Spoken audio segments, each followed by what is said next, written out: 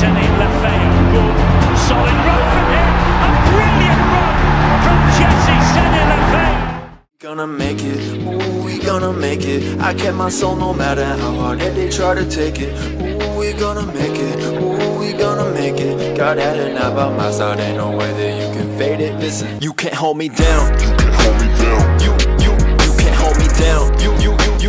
You can't hold me down. Hey, what's up? Welcome back to Winners on a Wednesday. I'm sat here with Jesse and Q, professional rugby players, killing it in the property world. We've been working together for a few years and they've done some massive things. So hey guys, thank you so much for coming to the channel. I appreciate you so much. Thanks for having us on. So, exciting time. Man. So we've been connected a few years now. Yeah. It'd be great to just kind of hear backstory because you know you're totally full out rugby players, playing professionally, but also doing property on the side. So how did it start? How did this all begin? I think it just started with coming across some of your content online, and also finding out that you believe in Jesus, and I believe in Jesus. So it kind of went, oh, okay, well, what's this guy doing that makes him financially free? And then I went through a few videos and that, and I seen there was this crash course, and I went around and I asked all the boys in the team, oh, do you want to come with me? There's a crash course in Brisbane. Want to name the boys or? No. Well, the boys who missed out. All the boys in the team, and just happened to be that Q was the only one that was keen. Q was the only one that was smart enough to go. Let's make it happen. Yeah, and he was pretty like, what is it? What is it? So I started sending videos, and some of the first couple of videos was about lease option agreements and winners on a Wednesday. And I said, also, if we do this, we're gonna become one of those students on winners on a Wednesday. I said, bro, trust me, man. So that's how it kind of started. Just sharing a conversation, and then Q's got his side. Because I think with Jesse, because he's really optimistic and like he's got loads of energy, and I think when he kind of mentioned it to the boys, I think that it was just one of those things the boys kind of brushed aside. But when he mentioned it to me, I was like, oh yeah, sounds interesting. And so we met for coffee, and he just kind of explained everything to me. And he goes, well, if you're interested, watch these videos. So it was like YouTube videos of yourself. And he goes, watch these videos, and then he's got a crash course. I think it was like the following week or 2 weeks, and then we can book to go on the crash course. So yeah, I watched the videos, and then they got me hooked there. And then we booked to go to the crash course, but not knowing that when we got there it was the wrong crash course that we booked for. we booked for a crash course, but we got there, and we actually booked for a crash course that was happening in 2 weeks, and we got there and it was the wrong crash course, but luckily my mate here knows everyone there. You managed to blag your way in. We let you in, right? Yeah, we didn't send you away. The people's champ. Yeah. So okay, cool. So that's great. And something as well really interesting is you came down to the crash course. What year was that? Was it like 2018, 2019? I think it was 2018 or 19. I think it was 2019. Yeah, I remember meeting you guys. I remember we did a selfie together. Yeah. Jesse was like, I'm going to be on Winners Wednesday. Yeah. But I mean, for me, it's a great honour to work with professional sports people. And I've been really fortunate to be able to coach footballers and different sports people. But rugby players, it's an interesting niche. So hopefully you'll be the first to kind of like break the rugby. Really open it up to rugby players. What teams do you play for, and how does it work trying to balance your property business and learn about property from scratch? Like when you guys came to me, it's not like you already had a property business. You were like, we're just looking at getting into this. Yeah. How does that work? Is it a bit of a conflict? Time management? How does it work? I think it works quite well because Jesse's full time, plays for Castle Tigers, is full time, and I'm part time. So all my training's at night. So I train 3-4 times a week at night, but he trains during the day. So anything that Jess can't do, I pick up. Yeah. And then once I go to training, then he comes and takes over. So the fact that you guys are like partners. Yeah. And you've said, what was the name of your property company? Tryline Property. Tryline Property. Yeah. What did you call it that? Because of the rugby league. So scoring a try is like scoring a goal in football. So Tryline's kind of kind of signifies that like it's the goal to score a try in rugby. So that's It's that's the goal what to get property and get deals over the line. Yeah, So, which you've done. try. You yeah. smashed out the park. Yeah. Okay, cool. So I guess it helps because sometimes in the sports world, it's like you've got to be all in or nothing, right? Yeah. So I know with yourselves, your teams and that they want 100% commitment. But I guess what you're saying is because you've partnered up, Yeah. that helps. Yeah, yeah, So you almost missed a game coming to some of my training. yeah. that's Yeah. nice. So, you know, it was a bit different for me. You know, at that time I was away from my family. Yeah. My family stayed in Australia for a certain amount of time, but I promised myself that I wouldn't waste any time now that I don't have to do kids drop off, I don't do kids pick up, and I wanted to make my time valuable and be intentional with it. So intentional was reading a book or taking action and then going to a course. And it just happened to be that it was the crash course and it was on our game day.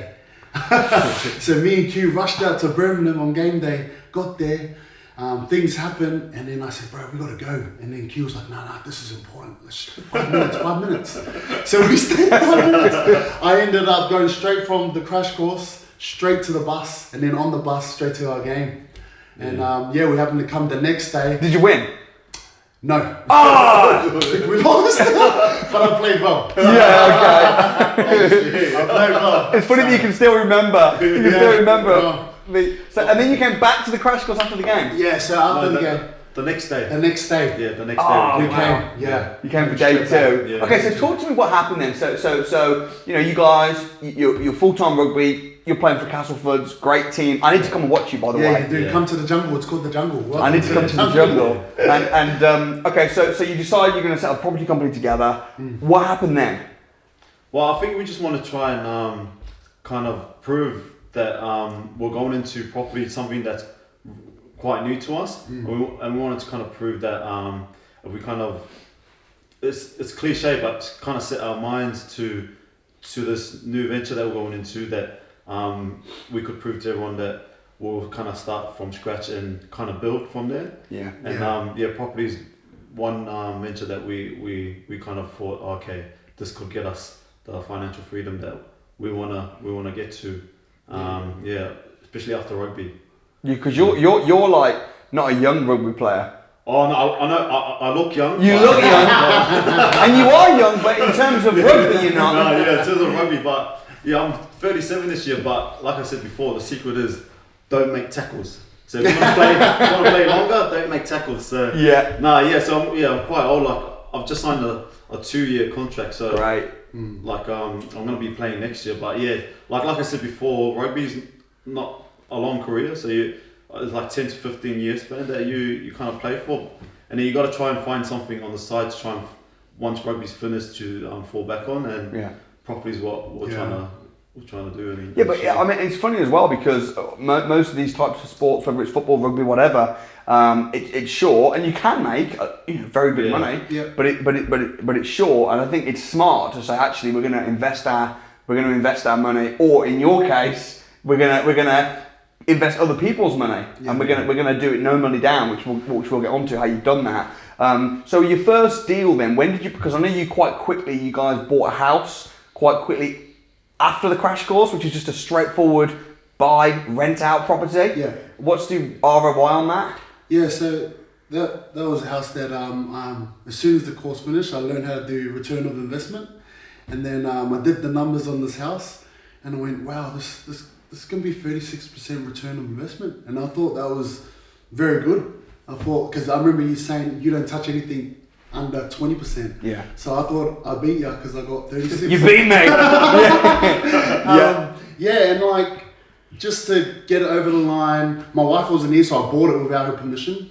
So she wasn't. I just rang her one day and said I bought a house, and she goes, what the? I said, yeah, I got the keys today.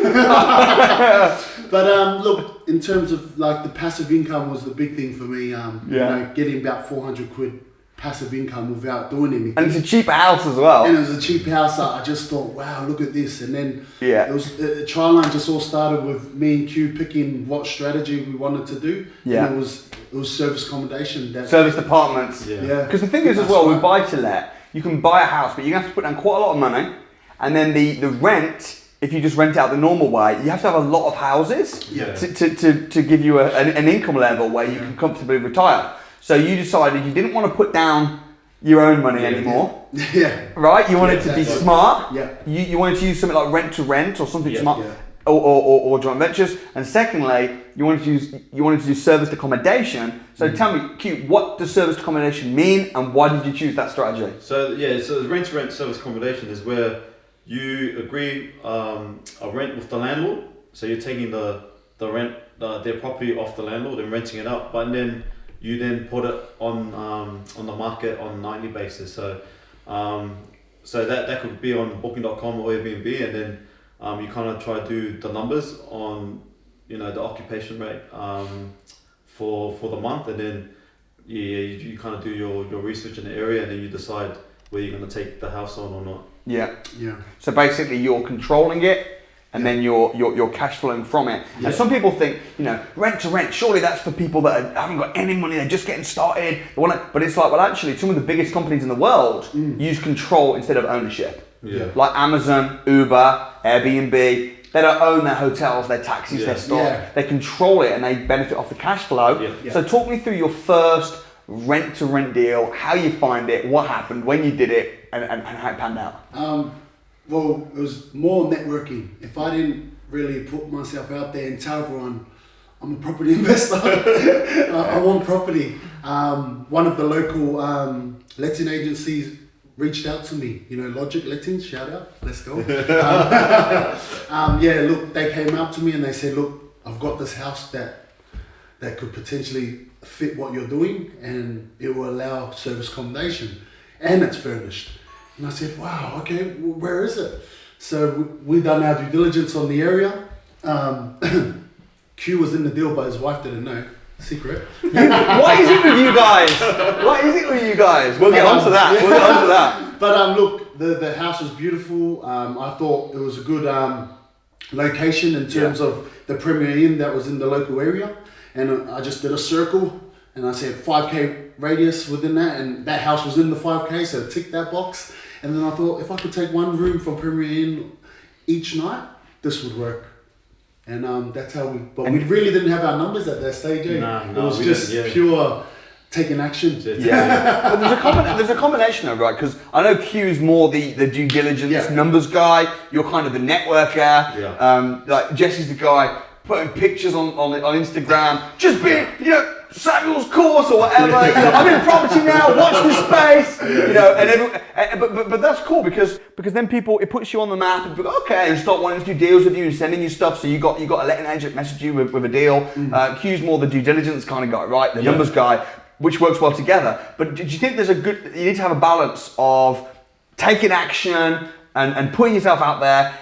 Some people might do that without knowing how to work out the numbers and without proper training, etc. But then other people might be so stuck in the training and the due diligence and the numbers, they don't take any action, they don't get anything done, and it's kind of like a balancing act between the two. I don't know what you think. No, I think you're correct, because we kind of like I said before, we bring different aspects to the company, and like even though I thought I was out there, this guy's like on a totally next level out there.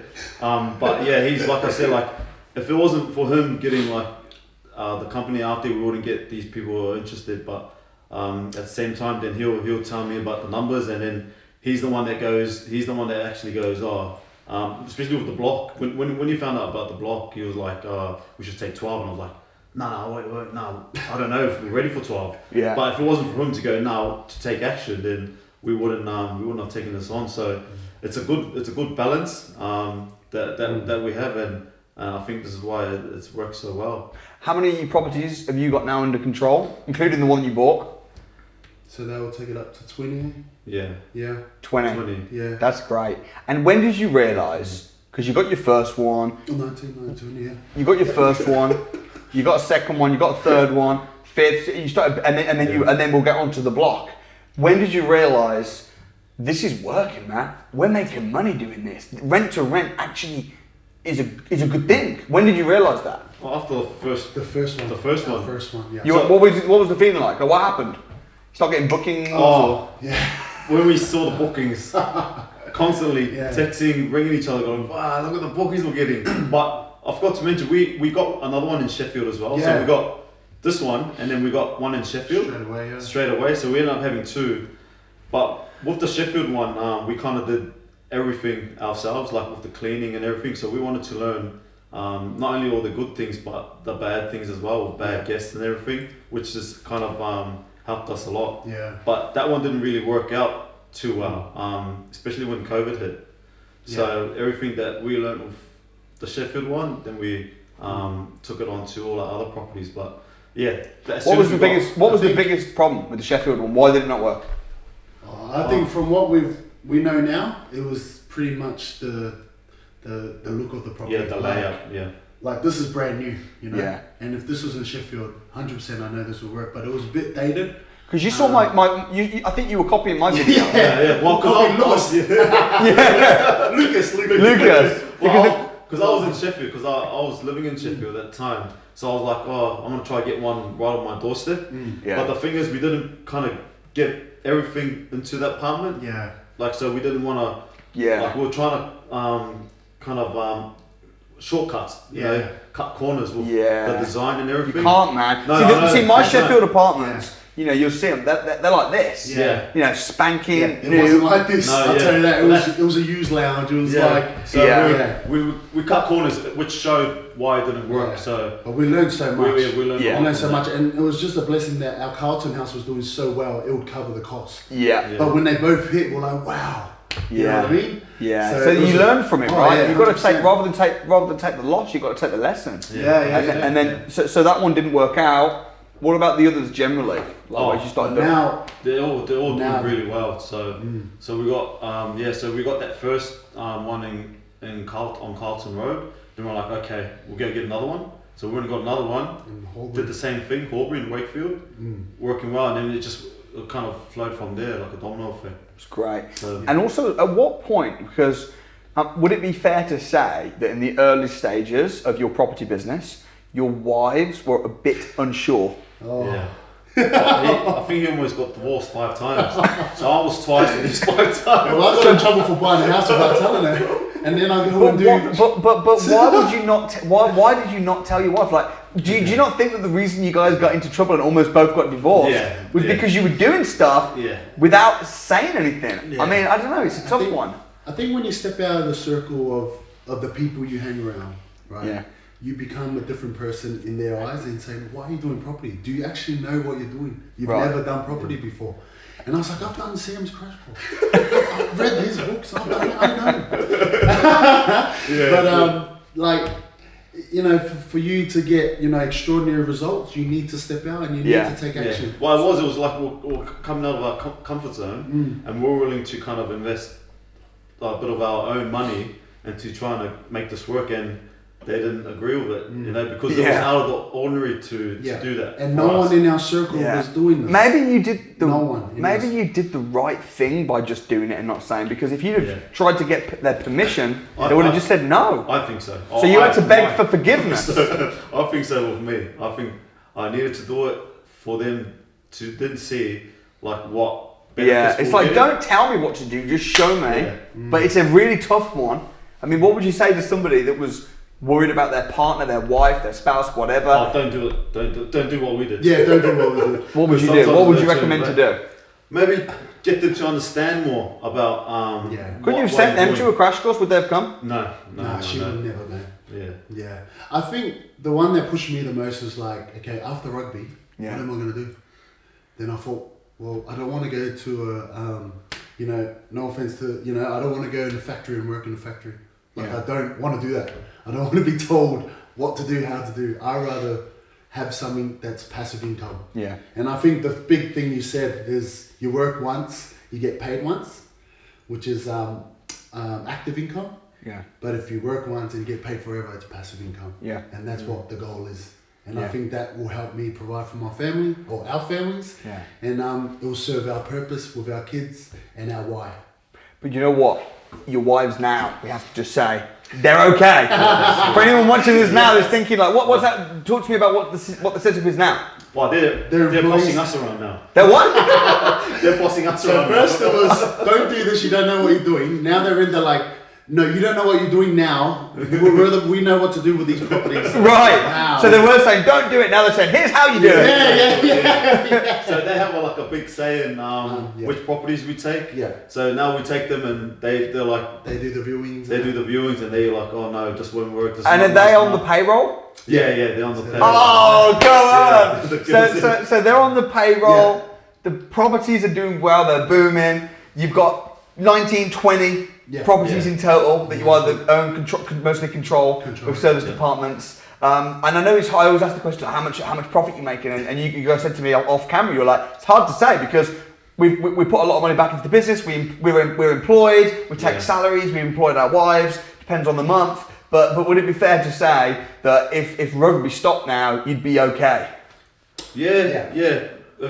Like obviously, I think we have a goal to try and get 25 properties at the end of the year, so we're almost there already. And we know that if we get 25, 26, then we'll be able to stop. Yeah. Like if we wanted to stop playing. So. And I know you'd never do that. No, we love rugby. Because you love it too much. I think it's also another lesson, don't set your goals too low. Yeah. So my new goal, I haven't told him yet, but is to go. Tells me. I want to get 40 now, because this year's so much more left. There's so much, So I mean, exactly. We're in the first part of the year still. Yeah. You've almost hit your big goal. So of 25. You're doing ridiculously well. I want to just find out like what's the strongest reason for doing this? You touched on it, but what's the strongest reason why you're doing this besides not wanting to finish rugby and have to go and get a job?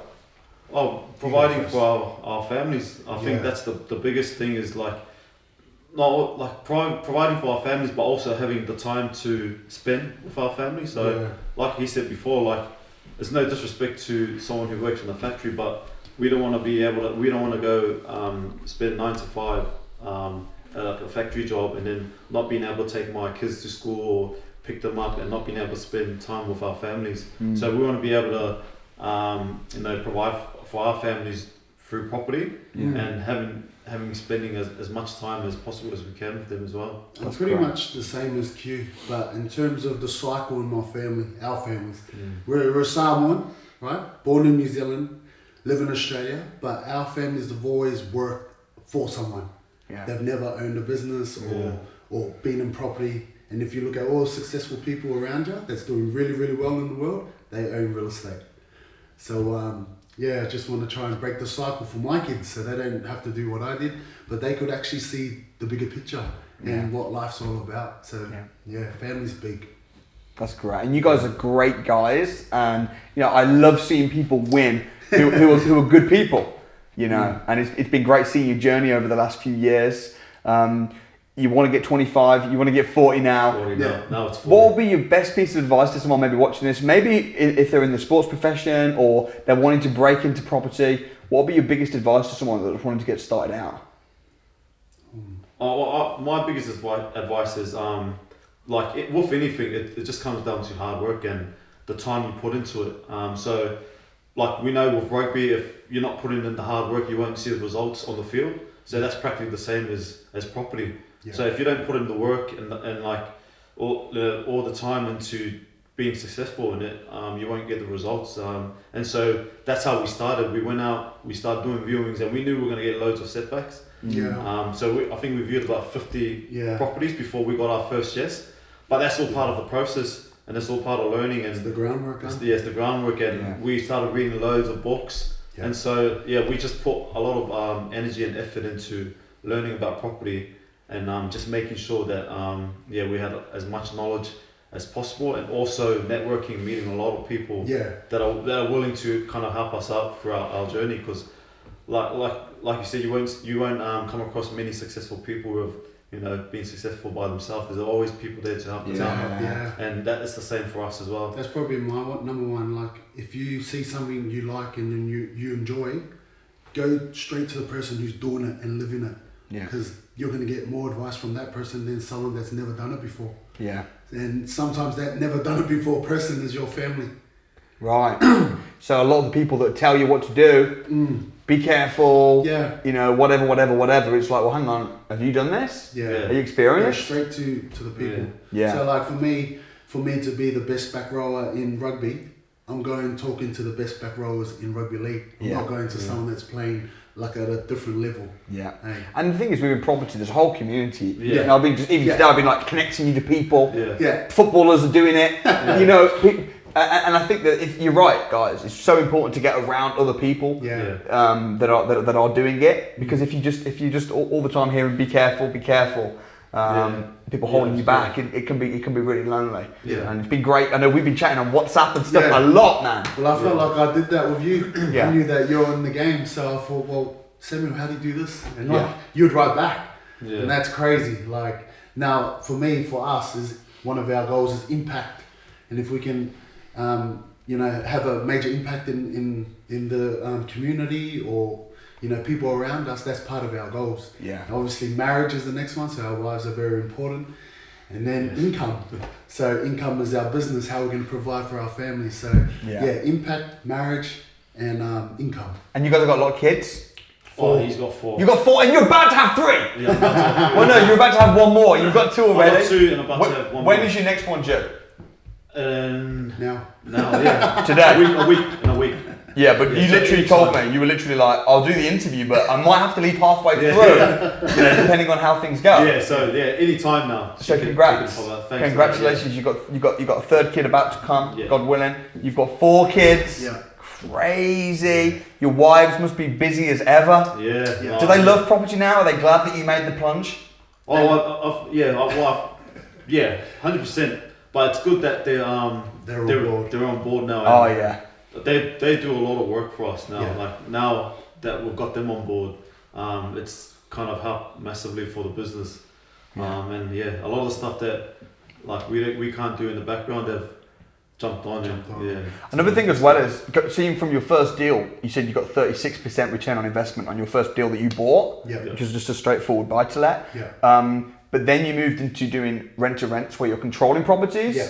Now also now you've got a working system in that you're bringing in investors, and which is giving you an infinite return. Yeah. You know, you're sharing the profits with other people. Why are you doing that? Why did you make the decision? Because I know you've said to me as well, Q, you've been like, I want to prove that you can do this with no money. Yeah. Talk to me about that. No, it's just like because I think the biggest another thing that we wanted to prove is to become successful in property with pretty much no money. Obviously, you have to put money in to start off with our first deal, but now we haven't had to put any money in because we're just constantly putting it back into the business. Yeah. But like once we tell the strategy to people we know or investors, and we tell them how our property's doing and like who's staying in our properties, people are willing to invest money into the houses that we get, and then that's so cool. Which has been awesome with the cube. That's so cool. And also as well, like if people want to connect, is it best to connect with Jesse on Instagram?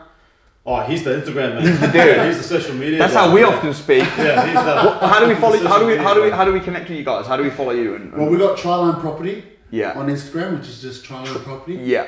And then obviously Jesse Sene-Lefao. JSL, baby. No, man. I just go off his Instagram. Yeah. When I'm talking to him on Instagram, I'm not actually talking to you. No, it's just I hop in there sometimes, but 90% of the time. Yeah. And it's so cool that you're doing that though, because you know a lot of people might think, oh, it's easy for you. You've got a good career. You're sports people. You can just dump your money into property. But the fact that you've actually, fine, you started off by investing your money, but then you said, actually, let's push the boundaries on the strategies here. Let's try rent to rents and let's bring other investors in. I think it's amazing, and I know part of the reason you did that was not just as a challenge. It's because your wives were going crazy because you kept spending money on. I just bought some furniture. I just bought a house. I just bought a course. And they're like, what? Yeah. I don't know if you were joking earlier when you said that your wives would have almost been more forgiving if you just said, I've got a gambling addiction. I've got a gambling addiction. Leave me alone. Really, you're buying furniture packs and stuff. Sometimes we needed blankets and stuff and linen for the company. So if I took 300 quid, I could just say I put it on a horse and lost it. But really, it's for the apartment. So funny. Another thing is where you talked about right at the beginning of the interview, you said about how important your faith was. Now you know that I'm a Christian as well, you know, and my faith is a really important part of why I got into business in the first place. Why did you bring that up at the beginning, and why is that so important? I just think, you know, without Lord Jesus, I wouldn't play rugby. Yeah. And that was probably the first purpose. You know, he's given me this talent, and I shouldn't waste it. And if I can get in front of people and inspire, then I'm serving my purpose. Yeah. Yeah.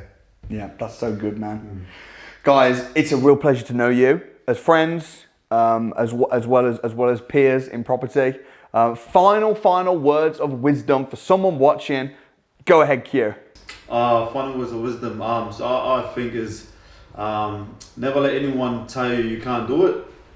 Put your mind to it and be willing to put in the hard work that you need to put in to become successful. And you're always gonna you know, face setbacks, but then it's what you do after those setbacks that come. Yeah, great stuff, man. Well, hey, thank you so much. What a pleasure. We've been talking about this day for a long time. Yeah, we have. We You know. finally made it real. Finally made it real. We made it look. Hey guys, if you enjoyed the interview, do us a favour, do everybody a favour, just hit the like button, smash like, drop a comment in for Jesse and Q. You want to see more interviews like this? I got over 100 Winners on a Wednesday interviews. You can check them out right up here. Don't forget to subscribe over here, and I look forward to meeting you in person one day. God bless, see you next time. And about my side, ain't no way that you can fade it. Listen, you can't hold me down. You can't hold me down. You can't hold me down. You